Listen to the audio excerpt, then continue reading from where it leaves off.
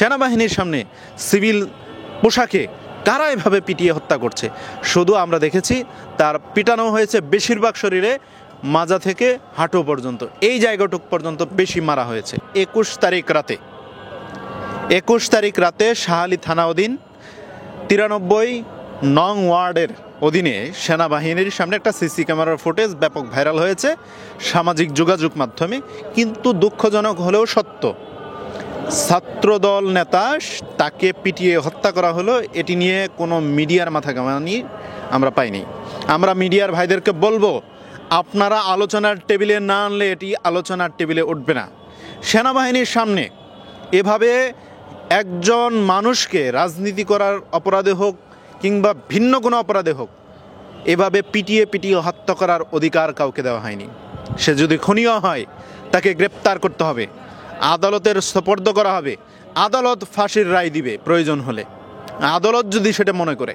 কিন্তু নিজের হাতে কেউ হত্যা করবে সেটা হতে পারে না। একটা রাষ্ট্র আছে, সেই রাষ্ট্রের নীতিমালা আছে, আইন ব্যবস্থা আছে, সেটাকে যথাযথ প্রয়োগ করতে হবে। সেখানে রাষ্ট্রীয় তো একটা বাহিনী, সেনাবাহিনীর সামনে সিভিল পোশাকে কারা এভাবে পিটিয়ে হত্যা করছে। শুধু আমরা দেখেছি তার পিটানো হয়েছে বেশিরভাগ শরীরে মাজা থেকে হাঁটু পর্যন্ত, এই জায়গাটুক পর্যন্ত বেশি মারা হয়েছে। কারা এভাবে মারলো, কারা এভাবে হত্যা করলো, তাদের দ্রুত তদন্ত করে এবং কি আইনের আওতায় এনে শাস্তির ব্যবস্থা করা হোক।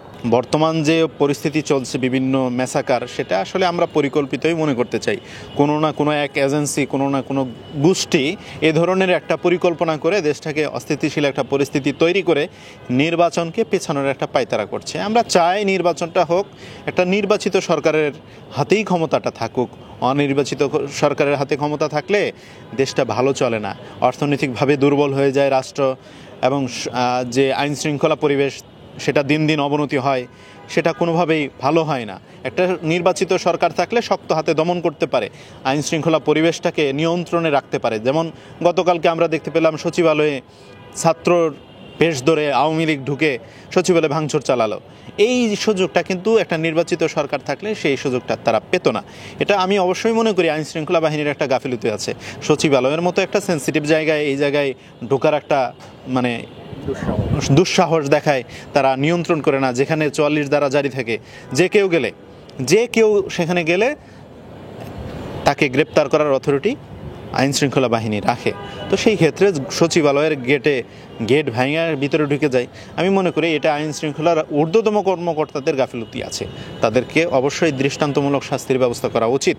আমরা যখন জুলাই গণ অভ্যুত্থানের আন্দোলন করেছি, আমরা সচিবালয়ের গেট ভেঙে ভিতরে ঢুকি নাই তো।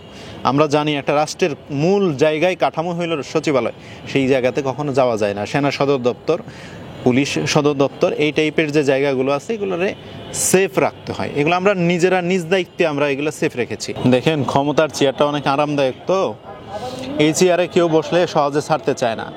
আওয়ামী লীগ যেমন ক্ষমতার চেয়ারে বসেছিল, সেই জন্য তারা 41 সাল পর্যন্ত ক্ষমতার চেয়ারকে ধরে রাখবার একটা পরিকল্পনা করেছিল। দুঃখজনক হলেও সত্য, তারা 41 সাল পর্যন্ত না পারলেও মোটামুটি 17 বছর ক্ষমতার চেয়ারটাকে নিজেদের করে নিয়েছিল।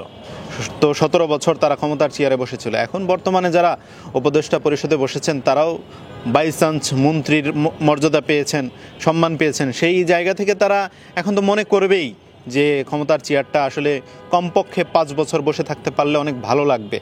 তো তারা তো সেই আরাম আয়েশ হঠাৎ করে পেয়ে গেছেন, সেটা আসলে ছাড়াটা তাদের জন্য খুব কষ্টকর। সেই জায়গা থেকে তারা অবশ্যই চেষ্টা করবে